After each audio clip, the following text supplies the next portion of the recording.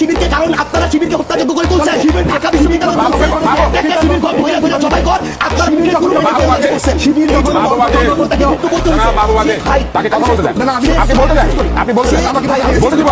এনসিপির দলীয় অবস্থান, এনসিপির মনে হয়েছে নির্বাচনী জোটে তার যাওয়া প্রয়োজন। এনসিপির মনে হয়েছে এই না ভাই এসব ফালতু কথা আপনি বলতে পারেন না। এই ধরনের ট্যাগিং রাজনীতি করে আওয়ামী লীগ অনেককে হত্যাযোগ্য করে তুলছে। আপনি একটু আগে বলতেছেন যে আমরা ছাত্রলীগের দলে ছিলাম, হেলমেট ছিলাম, এখন আবার বলতেছেন না ভাই আমি বলি, এখন আবার বলতেছেন অধিকাংশ শিবির ছিলেন। তাহলে অধিকাংশ যদি শিবির আন্দোলন করে এই আন্দোলন ক্রেডিট আপনি তাকে দেন।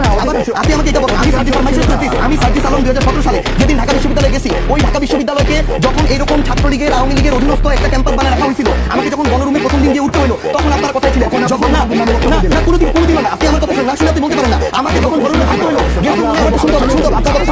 আমাকে যখন গণরুমে রাখছে, গেস্ট রুমে রাখছে, আমাকে যখন অত্যাচার করলো, নির্যাতন করলো, শেষ করতে হবে। আপনি যখন করছেন তখন এটা ছিল কিনা আমি যখন করছি আমারটা বলতেছি। আমাকে যখন গেস্ট রুমে রাখা হলো, প্রোগ্রাম করানো হলো, আমাকে যখন একজন আওয়ামী লীগের মন্ত্রীকে সালাম দেওয়ার জন্য ঘন্টার পর ঘন্টা মধুর কান্তিতে দাঁড় করে রাখা হলো, তখন আপনার এই সিভিল সোসাইটি কোথায় ছিল? যখন ঢাকা বিশ্ববিদ্যালয়ের শিক্ষকরা এক একটা দালালের ভূমিকা অবতীর্ণ হলো, যখন আমাকে ওই ক্যাম্পাসে ওই নেতাদেরকে সালাম দিয়ে মাথা নোয়া নোয়া চলতে হয়েছে 3 বছর, তখন আপনার এই সিভিল সোসাইটি আপনার কোথায় ছিলেন? আমাকে এটাতে বাধ্য হইতে হয়েছে। এরপরে আমার জায়গা থেকে যখন সুযোগ হয়েছে আমি মাথা উঁচু করে দাঁড়াইছি। ওই অভ্যুত্থানের সামনে সাইডে যখন 2টা ছেলে দাঁড়াইছিল, এর মধ্যে একটা ছেলে ছিল সার্জিস আলম। এই সার্জিস আলম দাঁড়াইছিল এটা রিস্ক জেনে যে হয় সে বেঁচে থাকবে, তার কোনো ছাড়বে, চাকরি হবে না, এটা জেনে দাঁড়াইছিল। সে যদি ওখানে বেঁচে থাকে এই ভাষা করে এটা বলতেই পারেন না। আপনি আগের এটা কোনোভাবে এই কারণে বলতে পারেন আমি দাঁড়াইছিলাম, আপনি দাঁড়ান নাই।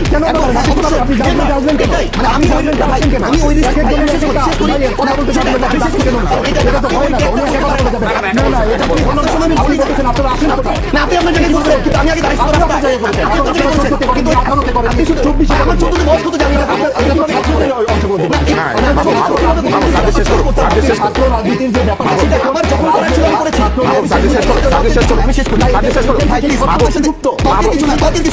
আপনারা ব্যর্থ হয়েছেন। শিবিরকে, কারণ আপনারা শিবিরকে হত্যাযোগ্য করে তুলছেন। ঢাকা বিশ্ববিদ্যালয়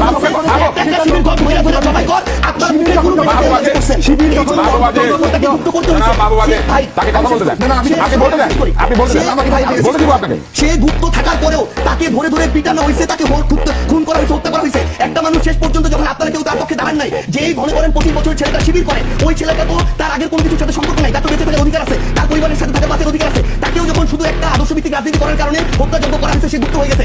এই গুপ্ত হওয়ার কারণে আপনি যদি তাকে এখন দায় দেন, এই দায় আপনারও নিতে হবে, সে কেন গুপ্ত হইতে হইলো। আর আমার কথা যদি